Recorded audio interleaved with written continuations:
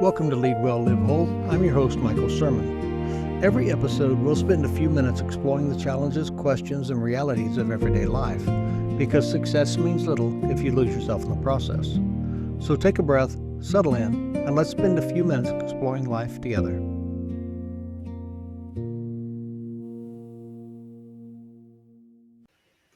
Welcome back to the Lead Well, Live Whole podcast. I'm Michael Sirmon, and every week we explore practical ideas to help you think clearly, lead confidently, and live whole. Today I want to talk about something we all experience but barely recognize. Not stress, not burnout, not even change itself. I want to talk about what change steals from us. It steals our rhythms. And sometimes what we're feeling isn't the weight of a new season, it's the absence of familiar rhythms that quietly held us together. There's a huge difference between schedules and rhythm, and it took me a long time to figure that out, right? And I think there's an important distinction that we don't often make. A schedule, that's what fills your calendar. But a rhythm, that's what steadies your soul. Schedules tell us where we want to be, what we want to do, who we want to be with, but rhythms tell us who we're becoming, right? Most of us don't think much about them because they become so normal. We wake up at the same time. We drive the same route. We know exactly where our coffee cup is. We sit in the same chair. We know what Monday feels like, right? And we know what Friday feels like. They're ordinary. They're familiar. They're almost invisible. But you know what? They're also stabilizing. Our brains are designed to conserve energy. So when something becomes familiar, it requires very little mental effort. So that's why rhythms become so comforting, right? Not because they're excitable, but because they're predictable. But what happens when everything changes, right? You're going along fine. Everything's good. You have your rhythms. You have your patterns. It's comfortable. It's safe. And then one day life changes. You accept a promotion. You retire. You start a new job. Maybe you move, right? Or your children leave home, or you have children, right? You launch a business. You lose someone you love. And sometimes the changes are painful, but sometimes they're also wonderful. Like right now, our grandchildren are here visiting, and it is so disruptive to our rhythm that yesterday, when the first day that they were all here and all the energy and all of that, and it's 100 plus degrees outside, so they're trapped in the house, and I'm trying to get some work done, and it was just like fingernails on a chalkboard because they were interrupting my rhythm. And for quite a while, I was thinking that it was because they were just loud and I was trying to record and all this stuff, but it wasn't. It really was about the rhythm. It was about what I would normally do without thinking about. It was simple. It was easy. I would come into my office, which is also my recording studio, and I would pull out the microphone and I would start recording. But now suddenly I'm having to pay attention to the thumps and the bumps and the screams and the cries where they're playing upstairs, and they're playing like all kids, right, from age 6 to 13, and they've got a lot of energy. And it's good because they weren't destructive and they weren't doing anything wrong. But it was twisting me out of shape because it interrupted my rhythm. I know what I do when I record. I know when I sit down, how I do it, how I record, how I edit, how I do all of this stuff. And now I have this extra thing added to me, right? It's wonderful that they're here. I love that they're here. We love spending time with them. But I didn't think about the impact on my rhythm. I could have scheduled a different time to do the recording. I could have done some different things to help me manage what that impact would be, but I didn't think about it, right? Because your brain doesn't evaluate whether the change is good or bad, right? It doesn't evaluate whether stress is good or bad.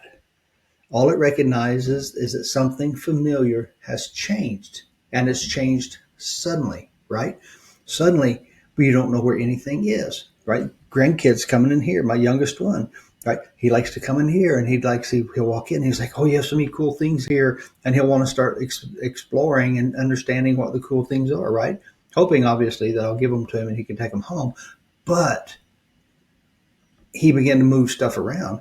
And it's funny because the guys in my plants, they used to have fun because I'm not OCD, not full blown, but I like comfort. I like rhythm. I like things being in place. I like things being lined up properly. And they like to mess with the chairs in the conference room. They like to walk into my office when I was out of it, just and shift some stuff on my desk to see how long it would take me to put it back in place. And I wouldn't pay attention to it. I would just reach over and automatically change it because that's where it goes. It doesn't go here, it goes there, right?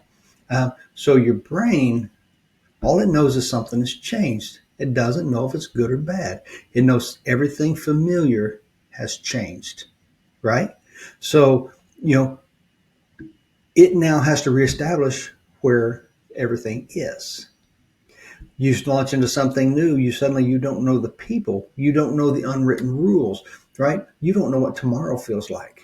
And without realizing it, your brain starts working overtime, right? Because every small decision suddenly requires conscious thought, and that's exhausting.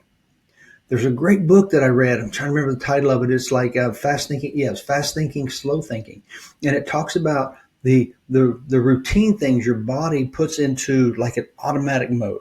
Right? I'll call it a B level thinking, so that whenever it's an automatic system. So when this happens, you automatically do this. Your brain doesn't have to process it. And then when new things come in, right, then it has to slow down and process that new thing until you build up that muscle memory in your brain, and then it becomes something familiar and it gets shifted over to the automatic, right? But the small conscious decision thought processes are exhausting, right? And we talk about stress, we talk about exhaustion with work. It's always talking about work, but it's not always in your work, right? I've seen it countless times in leadership. I've seen it in homes. I've seen it in churches, right? But in a manufacturing environment, someone takes over a new facility. It may be the same industry. It may be the same equipment. It may even be the same company. But yet, after a few weeks, suddenly it's like, man, why am I so tired, right? And it's not because the work is harder. It's because the rhythms disappeared. There's a different commute. There's a different parking space. There's a different office. There's different personalities, right? There's different expectations. There's different politics. And there's hundreds of tiny adjustments that have to be made. And they have to be consciously made. Each one demands attention, right? And none of them are significant by themselves, but together they're draining. And we talk about stress and how detrimental it is, but good stress and bad stress, again, your body doesn't know what the difference is, right? Because the rhythms of our lives shape our identity, right? And that's a layer we don't often talk about. Rhythms aren't just habits, right? They're our identity. Maybe we've always been the first one in the office. Maybe every Tuesday night was dinner with friends, right? Maybe your spouse always met you for breakfast. Maybe your evening walk became your place to think. And those moments become woven into who we are. So when life interrupts them, we feel disoriented. And we start asking ourselves, why do I feel off, right? Something just doesn't feel right. But you know what? Maybe nothing's wrong with you. Maybe you're grieving rhythms you didn't even realize mattered. No one sends flowers because you lost your morning commute. And no one notices when your favorite lunch routine disappears. Sorry, my grandson's on the back side of the computer trying to get my attention, right? But you know what? No one notices when your favorite lunch routine disappears. And no one recognizes the quiet grief of cleaning out an office that you've occupied for 10 years. But those losses are real and they deserve to be acknowledged, right? But we often approach it wrong, right? And this is what I see happen far too often. Life changes and we abandon every healthy rhythm that we have. We stop exercising, we stop reading, we stop taking walks, we stop date nights, we stop praying, we stop journaling, we stop sleeping consistently. We remove every anchor. And at the exact moment we need anchors the most, we remove them. And then we wonder why we feel adrift. I talk to a lot of people that are transitioning from a full-time role into a part-time role or into an entrepreneurial situation. And I tell every one of them the same. And I'm good at telling other people, and I struggle with myself, right? I tell them, establish your routines, establish a rhythm now, because you're going to need it. You're used to your rhythm. You're used to your routines. You're used to your patterns. They give you a sense of purpose. They give you a sense of identity. Work those out. Establish them now before you step into that role, because you're going to need that consistency. You're going to need the stability in the transition, right? So maybe when you're rebuilding your rhythms, maybe the answer isn't trying to recreate your old life. Maybe it's intentionally creating a new familiar rhythm inside your new one, right? Maybe, protect your morning coffee. Oh, definitely protect your morning coffee. Take an evening walk. Keep Friday pizza night, right? Call your friend every Thursday or every Tuesday or whenever it is, right? Don't isolate yourself. Don't think that it's just you. Now, I'm a solopreneur, so it's hard for me to remember to connect, to reach out, to try to, stay in contact with someone outside the little bubble that I work in, that I live in, right? Where it's just me and Tammy, right? So call someone, read before you go to bed, pray before you open your emails, right? Because small rhythms create stability. In fact, you would be surprised at the stability and the peace that they will create, right? Because they quietly tell your nervous system that not everything has changed. And sometimes that's what your mind needs to hear.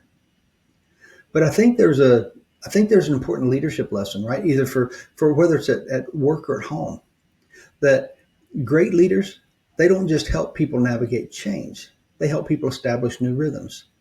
There's consistent communication. There is predictable one-on-ones. There's clear expectations. There's regular recognition.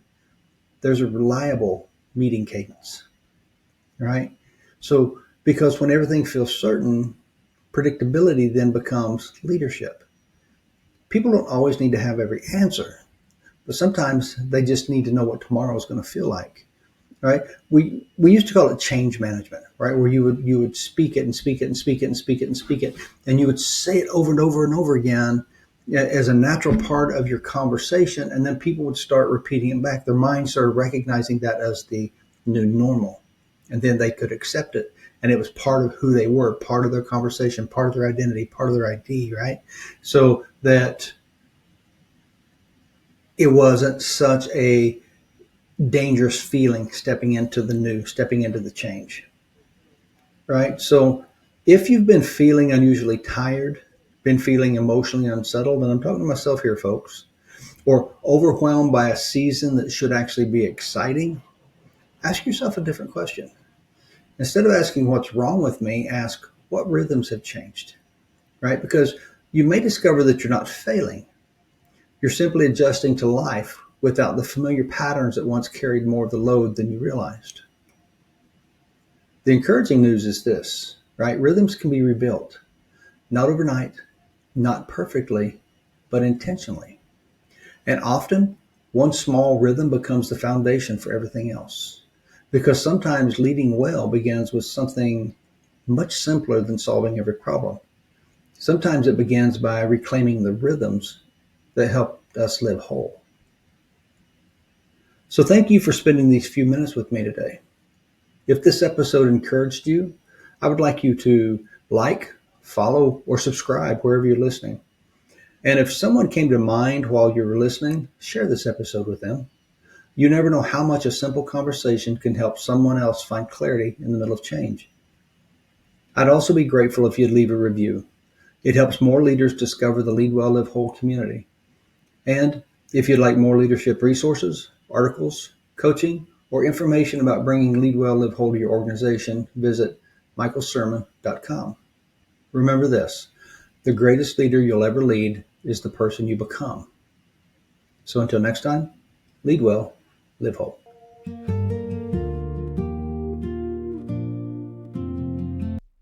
If today's conversation raised a question you've been wrestling with, I'd love to help. I offer one-on-one coaching for individuals navigating pressure, transition, and important decisions. You can learn more at michaelsirmon.com.